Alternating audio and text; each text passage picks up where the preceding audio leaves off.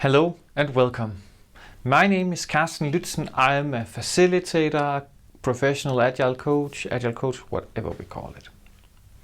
Today I will share yet another liberating structure called the Agreement and Certainty Matrix, which is quite a good structure for when we are trying to get an overview of what tasks, what problems is it that we're seeing in our team or department, organization in general. If you like these videos, please consider to subscribe and share. That would be awesome, because then I have an idea of what videos is it that adds value.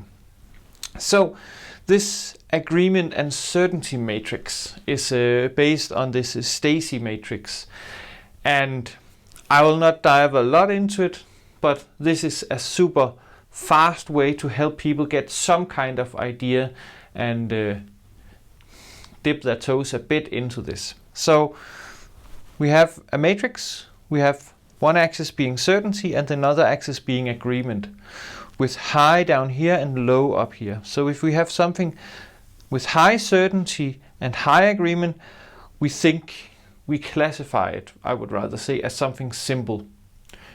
We agree what we need to do and we know what to do. So we would put it here. Then if we have little less certainty but still high agreement, we put it in complicated. If we have lower agreement, lower uncertainty, then we put it in this big field here, complex. And if it's low certainty and low agreement, we put it up here in chaotic. That's all we need to know. Then for us to facilitate it, you need handouts for everyone and then one big matrix on the wall. And I typically use the one on the wall to explain what is going on, right? Then you ask people for 5 minutes to individually generate what tasks are they sitting with. What is it we as a team or we as an organization are sitting with. Just write as many down as you want and then put them into the matrix. I usually just say 5 minutes for brainstorming so they have plenty of time, and then give them 5-ish minutes to place it in the matrix afterwards. Then ask people to pair up and discuss what is it that they have done, and is there anything that they're a bit unsure about. Then they can help each other and get the last details in place. And then each of these pair finds another pair, 4 to 6 people, depending on the overall group size, right? And then here we look into agreements, differences and mismatches between our different ones. So if we are team right, we should probably have the same idea, in theory at least. Where does task X go? Do we agree on what task X needs to, how we need to solve it or not? And then we paid special attention to these agreements, differences and mismatches, right? Especially these ones. This is where we need to probably talk and align. That's also why we set aside 10 minutes for this, so we have time to go through these different matrices. Then we take 5 minutes to put everything up on the big board to help us sense make later in the next steps about all the patterns that all the groups have seen.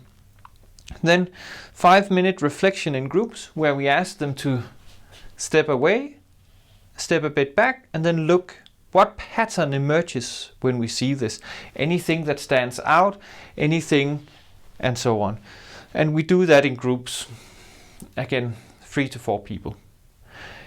And when we have done that, then we take a plenum discussion for 10-ish minutes about the next steps with these patterns. What is it that we could do?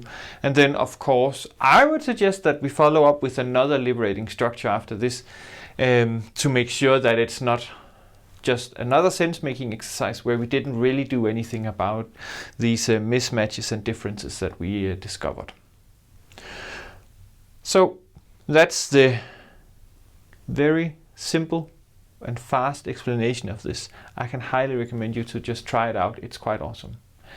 And if you have comments, questions, ideas, or feedback to these videos, please leave a comment or send me a message. That would be awesome. And that's it. Have a super awesome day.